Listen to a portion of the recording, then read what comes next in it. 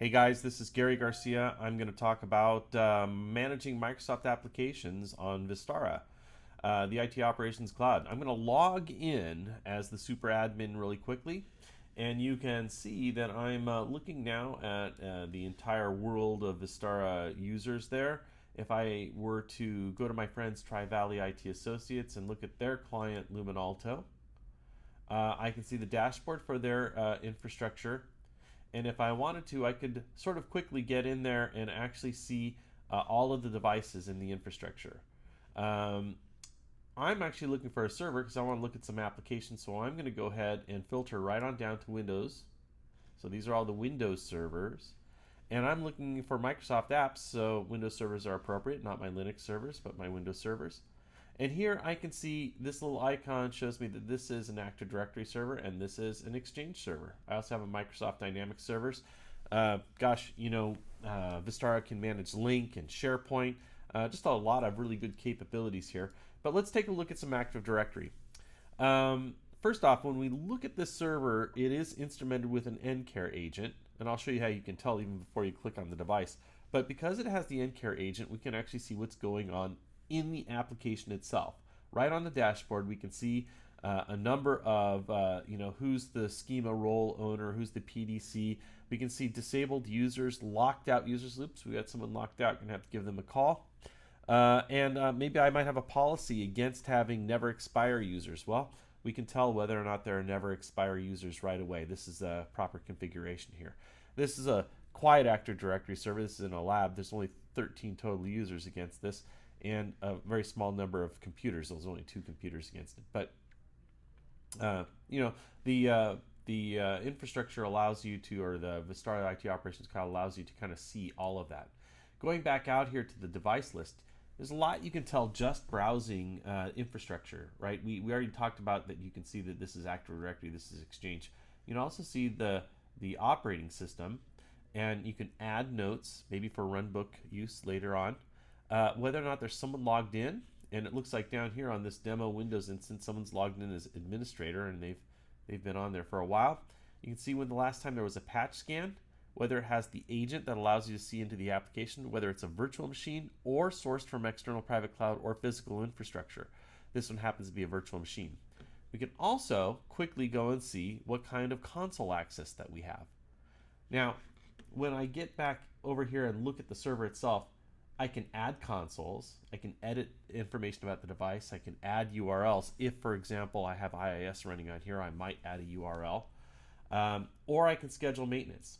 Now, scheduling maintenance is pretty important because if you don't schedule maintenance, then automated tasks will never run, right? You want to have a change control window set up so that you can actually have your maintenance window.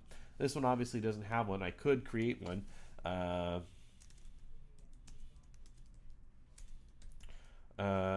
Just let I will install patches. Let's see, let's schedule recurring for 1 hour, 2 hours, 4, yes, and let's do it weekly, every Monday. Oh, gotta put an end date on there. Okay, so now we have our change control all set up for this server. We could choose to unmanage this device or delete it, but we're going to leave it on there. We can assign templates. Now, we mentioned earlier that we saw that this had a template. Templates are important because templates allow us to choose a regular pattern of things that we want monitored with thresholds, and that way we can have consistent alerting and monitoring and escalation processes. We talked about the RDP sessions, and we can power on and off the server from here.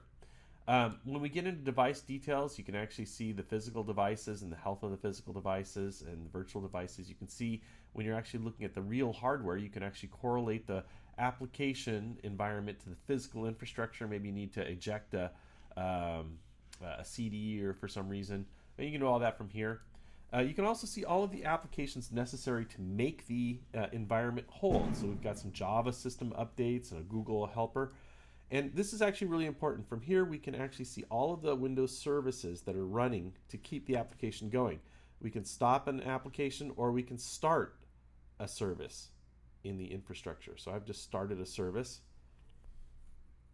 called application experience, and it's going to go ahead and start that on the server, and now it's green. Okay, I'm going to go ahead and stop it, and now that service is turning off. Moving on, we can see if there's any discovered services that are outside of the template. Patches. Now remember, we didn't have a patch window, a change control window, so we have 97 missing patches, 85 approved, but those 85 approved patches were never installed because there was no change window. Well, now they're going to be installed tomorrow morning at 2 o'clock in the morning, right? All the ones that are approved. We can do audit recordings. Now within the infrastructure, there's a number of any changes that are made. If anybody uses a console, we actually capture all of that information and store it in the cloud. So I'm going to go ahead and play. Looks like Wes was doing some work here. I'm going to go ahead and play this console. Of course, it's going to start on my other window. I'll just drag that over here so you can see. It looks like a little Java machine wants to start. And in just a second here, we'll have our Wes's session. So here's Wes's session. See, he's logging in there. And what's he doing? He's just put an ISO on so that the VMware tools are installed.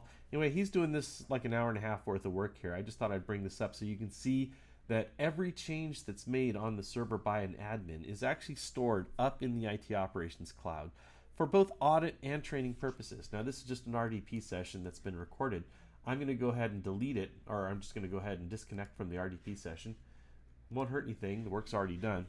And then finally, we can take a look at the configuration of the infrastructure. These are the templates we were talking about earlier, so you can see that we have a number of different thresholds and alerts created. This is an Active Directory template.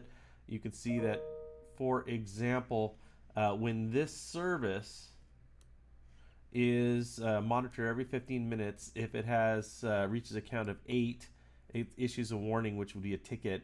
If it hits a critical threshold, it sends an alert, which will actually go wake somebody up and do whatever escalation tree is necessary. So again, you can put these templates down and monitor and begin managing. You can actually link activities to these thresholds too. Graphs, great for trend and analysis. Again, really good for system administrators to understand what's going on in the infrastructure. And of course, we can store templates. Now, when I look at all of this infrastructure, I can, from right here, from within the console, I can issue a number of commands. This is perfect for your L1 support team. They can just begin working right through their troubleshooting process right from here, seeing what, getting a host name lookup on IP config, pinging, doing a trace route to host, and just working through the entire process of managing the infrastructure. Okay, guys, so that's a quick overview of how we manage Microsoft applications from within Vistara. And we can manage a host of different applications: Active Directory, Exchange, SharePoint, Link, Dynamic, Microsoft Dynamics. All of that stuff is ready to go and super easy to manage from within one single pane of glass. Super easy to deploy on converged infrastructure solutions in an automated way. And really great end of month reporting to make sure that you can declare your success to your business and show them how the services have gone at the end of the month. Okay, guys, that's the IT Operations Cloud. Thanks a lot.